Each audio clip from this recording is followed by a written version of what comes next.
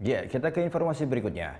Usulan Ketua DPR RI Bambang Susatyo yang meminta pengendara roda 2 diizinkan masuk tol seperti halnya mobil menimbulkan pro dan kontra. Tapi sebenarnya di Indonesia ada beberapa wilayah yang motor boleh masuk tol. Salah satunya di tol Bali Mandara. Nah, seperti apa sih motor masuk tol dan apa saja persyaratannya? Kita lihat yuk, liputan Gita Natalia dan Andi Setiawan.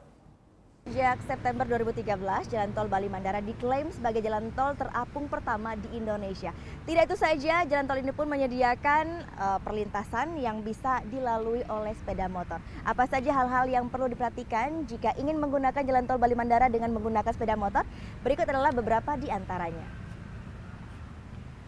Sebelum memasuki kawasan jalan tol, pastikan menggunakan pakaian yang nyaman. Jangan lupa jaket, kacamata, dan helm untuk keselamatan berkendara.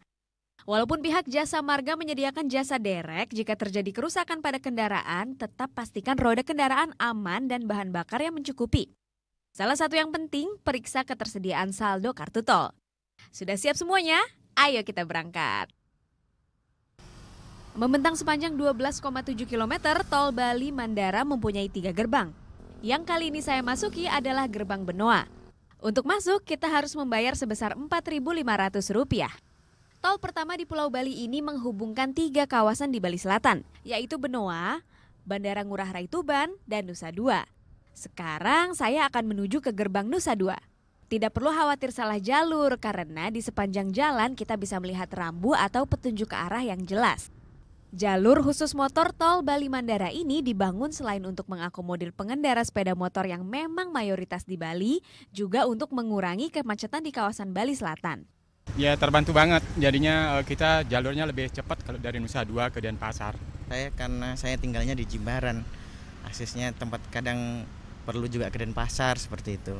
Sering juga, jadinya biar kadang sana itu macet. Yang harus diperhatikan selain dilarang berhenti di sepanjang jalur, kecepatan minimal yang diperbolehkan adalah 25 km per jam dan maksimal 40 km per jam. Jika melewati tol, kita hanya perlu menghabiskan waktu sekitar 15 menit saja dari Benoa ke Nusa Dua. Sangat singkat jika dibandingkan melewati jalur biasa. Oh yang beneran? Iya, oke. Tapi gue pernah.